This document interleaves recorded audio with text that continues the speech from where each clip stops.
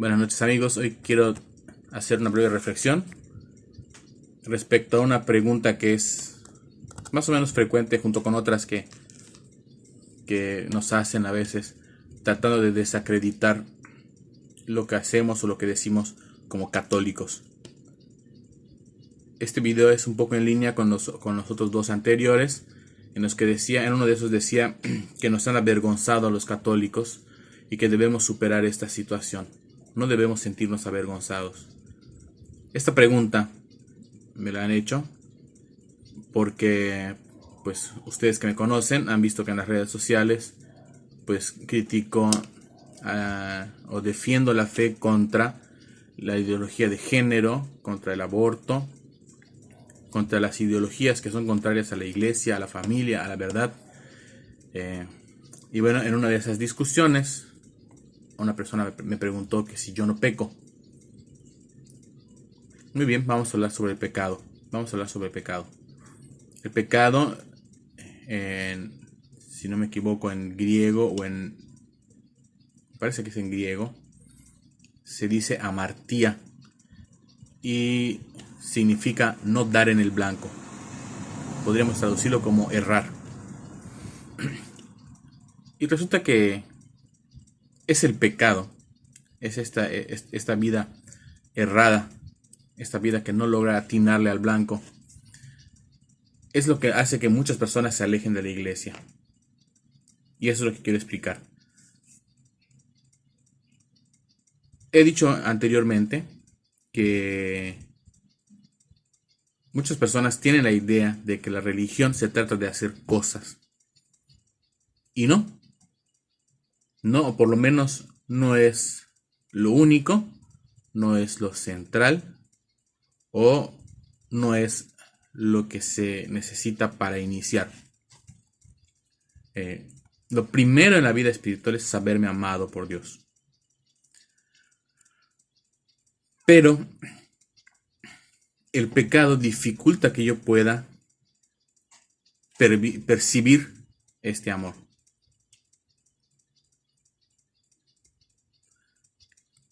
¿Por qué? Porque como tenemos la idea de que la religión se trata de hacer cosas y de ser de cierta forma, entonces lo que sucede es que la persona cuando se siente en pecado se siente alejada, se siente fuera de, se aleja porque en su mente y muy probablemente también por acción del demonio se siente hipócrita, siente que no es su lugar. Y en lugar, fíjense cómo actúa el pecado, en lugar de ir a buscar la confesión, de acudir al sacerdote para recibir la absolución, realmente empieza a resultar, en determinado punto, empieza a resultar más fácil, más cómodo, tratar de adaptar mi mente, mis convicciones a la forma en la que vivo. Y entonces se vuelve más sencillo criticar a la iglesia que aceptar que vivo en un error. La gente está acostumbrada ahora a usar frases desgastadas, prefabricadas y ya muy gastadas para atacar a la iglesia, pero ni siquiera es porque quisieran atacarla, porque realmente si de veras la detestaran, se alejarían y punto. No, pero la tienen muy presente y se sienten heridos y agredidos porque no pueden estar, porque se sienten fuera por su pecado. Pero se está planteando las cosas al revés.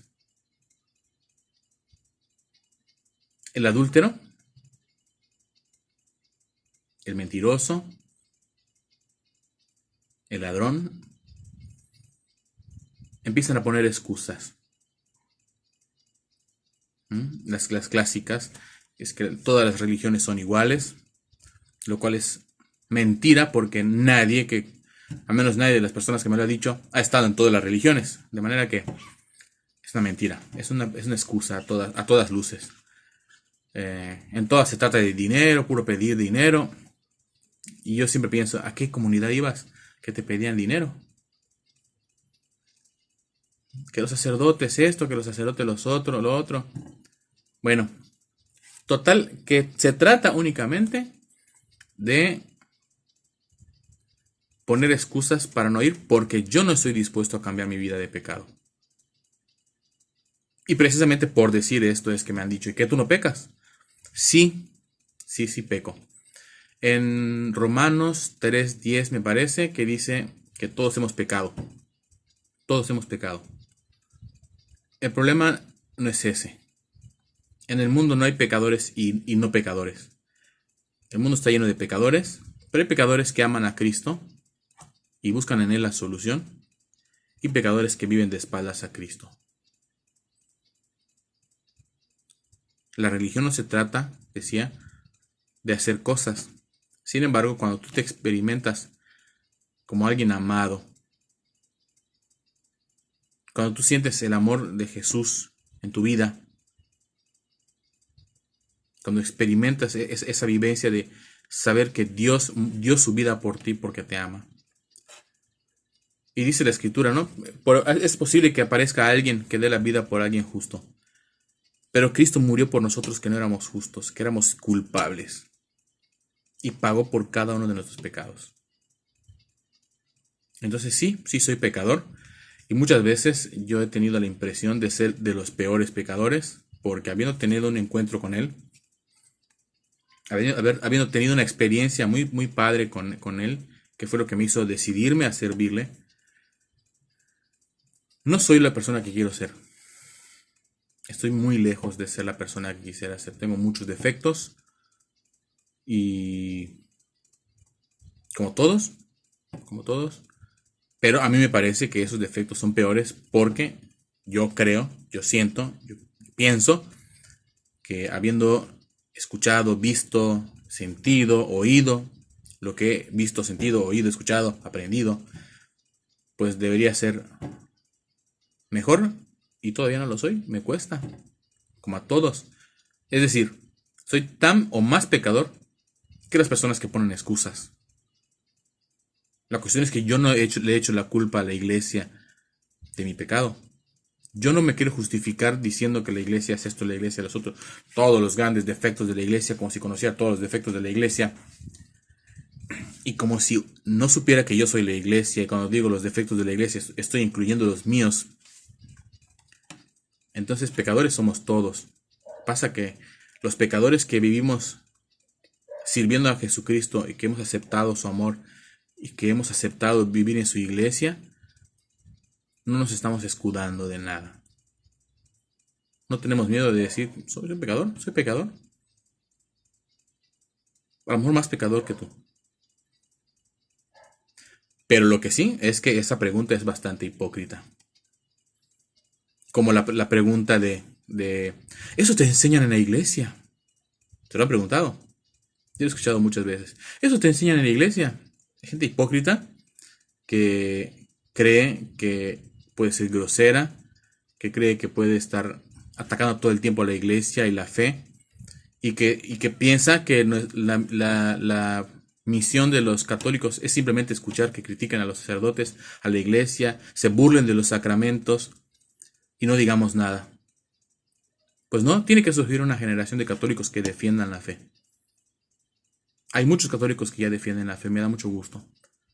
Tenemos que ser cada vez más católicos, que sepamos defenderla de manera lógica, de manera ordenada, sin alterarnos. Porque eso sí, he visto personas que luego pasan a los insultos y todo. Católicos preparadísimos que pasan ya a la agresión. Cuando al contrario, cuando mantienes la calma, cuando eres capaz de razonar y de dar tus argumentos de manera ordenada y lógica, lo que he visto en mi experiencia es que siempre la otra persona va a terminar molesta. Y siempre te va a acusar de querer imponerle tus ideas, porque carecen de argumentos. Para una persona que no tiene fundamento para nada, cualquier cosa con fundamento le parece fundamentalismo. Eso es importante tenerlo en cuenta para no dejarse avergonzar. Hay que defender la fe. No podemos aderezarla y disfrazarla para que la gente no se incomode. Recuerden lo que decía en el otro video. Es mejor incomodar aquí diciendo la verdad que una verdad que se le quede a la gente en su mente y la reflexione, que nunca nos va a dar la razón, pero que la disponga para que cuando otra persona que le caiga mejor, otra persona a la que no, adelante de la cual no la avergonzaría admitir que se equivocó, pues lo acepte. Que llegue otra persona y le hable de Jesucristo y lo acepte. No tienes que ser tú, sobre todo si es tu familia siempre le va a dar la vuelta. Es gracioso porque muchas veces no se dan cuenta que se proyectan sus frustraciones en ti. Me hizo mucha gracia una vez que me dijeron que tengo mucho tiempo para pensar. Y no es que tengas mucho tiempo para pensar, lo que pasa es que a eso se le llama oficio. Estás acostumbrado a pensar y no tienes que tomarte 2 o 3 horas, ni siquiera media hora para decir eso está mal. Sabes que está mal porque tienes claros cuáles son tus valores, tienes claro cuál es el origen de los valores, cuáles son los valores objetivos, de dónde derivan los derechos, tienes presente y a la mano los argumentos para defender la existencia de Dios, la validez de la Biblia, de la Sagrada Escritura, del magisterio, de la tradición. Y entonces esta gente que no tiene idea de nada y que se basa solo en opiniones y emociones, te va a terminar acusando de soberbia. Y no se da cuenta que el soberbio es el que no quiere escuchar razones. O te acusan de tener demasiado tiempo para pensar porque ellos no piensan nunca normalmente nada. Y pues pensar y llegar a las conclusiones a las que tú llegas les tomaría quizá varios días. A mí me parece gracioso, ¿no? Pero hay gente que como no tiene experiencia debatiendo se asusta y se molesta y se ofende y se lo toma personal. No te tomes nada personal. No te tomes nada personal. Piensa que son personas que se están enojando porque realmente les está llegando. Inclusive la forma en la que vives. Te ven y se cuestionan. Y ellos al cuestionarse sienten que los agredes sin que les digas nada. Esto también lo he visto muchísimo, ¿no? Tu forma de vida les hace cuestionarse cosas y les ofende de alguna manera porque no se sienten con el valor de vivir así. No hagas caso. Tu misión es dar testimonio de vida y anunciar la verdad, defender la verdad. Nunca pierdas la calma. En mis debates en Facebook siempre terminan insultándome. Y finalmente eso es de lo que te vas a agarrar. Al final te dicen que eres un ignorante, con palabras peores. Y tú siempre vas a poder contestar, está bien, yo soy ignorante. Todos somos ignorantes. Pero yo no te insulté. ¿Ok? Todos somos pecadores. Yo soy un gran pecador. Soy el más pecador. Seguramente soy el más pecador de todos ustedes que vayan a escuchar este video. Pero no le echo la culpa ni a Jesús ni a la iglesia. Es mi culpa. Y siempre estoy pensando cómo puedo ser mejor. Analizo mis actitudes. Me planteo situaciones hipotéticas y digo, aquí debo reaccionar así. Ensayo cómo voy a reaccionar. Cómo debería reaccionar de la forma correcta. A veces me sale, a veces no. Y a ver a gente que le parezca mal que yo me plantee esas situaciones hipotéticas y que yo ensaye como... Hay gente que le parece mal cualquier cosa. No vivas de la opinión de las personas. Yo soy un gran pecador. Te invito a aceptar que eres pecador, pecadora. No tengan miedo de decir que no saben algo. Pero no caigan en la trampa de sentirse avergonzados. ¿Tú no pecas? Sí peco. Soy pecador profesional. Pecador profesional. Estoy tratando de dejarlo. Estoy tratando de algún día poder estar en la banca y luego desaparecer de ese juego de pecados. Estoy en la lucha.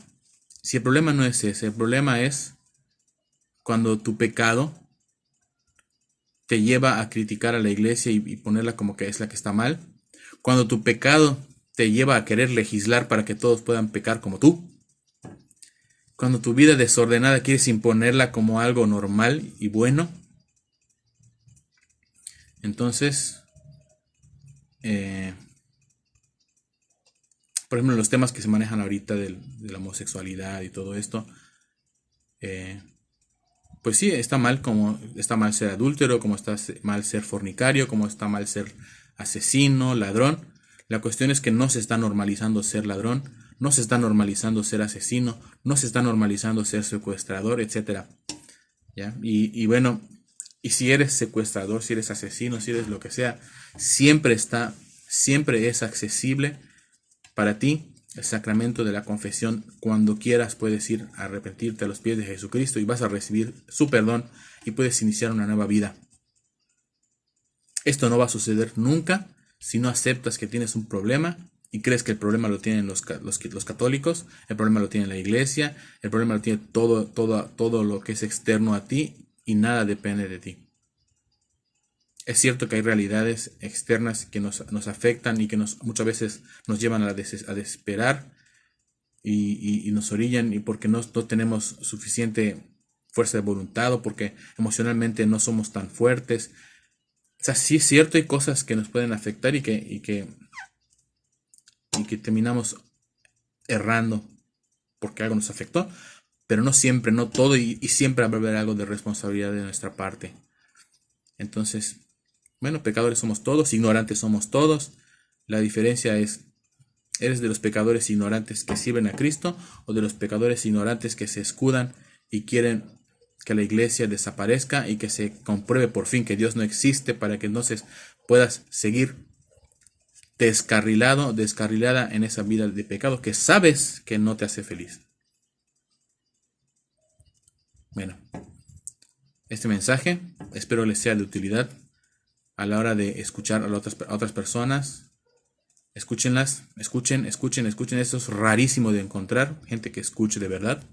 Gente que escuche sin prejuicios. Ahí es otra cosa, porque como ven que pones la verdad y predicas la verdad y defiendes la verdad, hay gente que piensa que no sabes escuchar y que los juzgas y ni siquiera se te acercarían porque no te van a contar algo porque piensan que los juzgas. Son cosas muy distintas, decir la verdad y comprender. En la medida que pasa el tiempo, cada vez me doy cuenta de la gran misericordia que tiene Dios conmigo. Cada vez soy más consciente de que no merezco nada. Probablemente no merezco ir al cielo. Eso me consterna, me preocupa. Pero sé que Él me conoce. Sé que Él me conoce. Y sé que cuando lo vea, voy a besar sus pies y voy a suplicarle que tenga piedad de mí, que tenga misericordia de mí, como la suplico hoy, como suplico que la tenga hoy contigo y con todas las personas, con las personas que nos dañan, con las personas que nos ofenden. Porque una cosa es que pido misericordia para ellos y otra cosa es que yo sea alcahuete y que les diga que están bien. Vamos a poner el ejemplo de las iglesias quemadas en Chile el día de ayer. Está re mal. Que Dios tenga misericordia de esa gente. Pero también estaría bueno que esas personas, en lugar de ir a quemar, tuvieran argumentos para discutir. Estaría yo muy interesado en saber cómo es que se molestan porque el aborto no se aprobó. No se está aprobando en muchos lugares. Y en Argentina el año pasado, hace 2 años, ¿no? O el año pasado, no estoy muy seguro, estaba muy fuerte el asunto del aborto. No se aprobó. Y las feministas se van a desquitar con los templos. ¿Por qué no van con los senadores, con los diputados, con la gente que hace la ley? ¿Por qué no a ellos los agreden? No, a la iglesia. Aquí en mi estado, en Yucatán, hace igual un tiempo, estaban dale con el matrimonio, mal llamado matrimonio igualitario, con los gaymoños, y cuando no se aprobó, también se fueron contra las señoras que rezan. Me parece algo muy, muy curioso. No se aprueba en el Congreso y se quejan con la iglesia. Está chistoso. Está mal y nos duele que quemen nuestros templos, pero no deja de tener cierta gracia el que... ¿Qué onda? ¿Qué conexión tiene eso? Una cosa con la otra. Y sí estaría muy bueno que en lugar de ir a hacer desastres y quemar iglesias, se enfrentaran a un debate y nos explicaran qué relación tiene eso. ¿Por qué no irse contra los legisladores e irse contra las rezadoras? Porque no se dan cuenta de que además es una forma de reconocer la eficacia de la oración. Luego encuentras en las redes sociales católicos que se burlan de la oración, gente que cree que orar no sirve para nada. Y mientras los progres y las feministas y los ideólogos de género y todos contra quien se molestan, contra quien descargan su furia porque los legisladores no lo sacaron con su gusto, es contra la iglesia. Tiene cierta simpatía eso, cierta curiosidad. No te dejes avergonzar. No te dejes avergonzar. Siéntete orgulloso de pertenecer a una iglesia que tiene 2000 años aproximadamente y que en 2000 años ninguno de sus enemigos ha podido nada contra ella. Estás en el lugar correcto. Si ya estás de este lado, estás en el lugar correcto. No te dejes avergonzar. Al contrario, fórmate para defender la fe. Recuerda que tienes responsabilidad de la salvación de las almas que te rodean, de quienes te ven, de quienes te escuchan. Prepárate, fórmate. Pregunta lo que no sepas. Dios te bendiga. Vamos a cerrar esta reflexión con una oración al Espíritu Santo y a la Virgen María. En nombre del Padre, del Hijo y del Espíritu Santo. Oh Dios, que con la luz del Espíritu Santo enseñaste a los fieles la verdad, concédenos conocerla en el mismo Espíritu y gozar para siempre de sus consuelos celestiales. Por Jesucristo nuestro Señor. Amén. Reina del Santísimo Rosario, ruega por nosotros. Reina de los Apóstoles, ruega por nosotros. Bajo tu amparo nos acogemos, Santa Madre de Dios. No desprecies las súplicas que te hacemos en nuestras necesidades. Antes bien, líbranos de todos los peligros, oh Virgen gloriosa y bendita. Ruega por nosotros, Santa Madre de Dios, para que seamos dignos de alcanzar las promesas y gracias de nuestro Señor Jesucristo. Amén. En nombre del Padre, del Hijo y del Espíritu Santo. Dios te bendiga.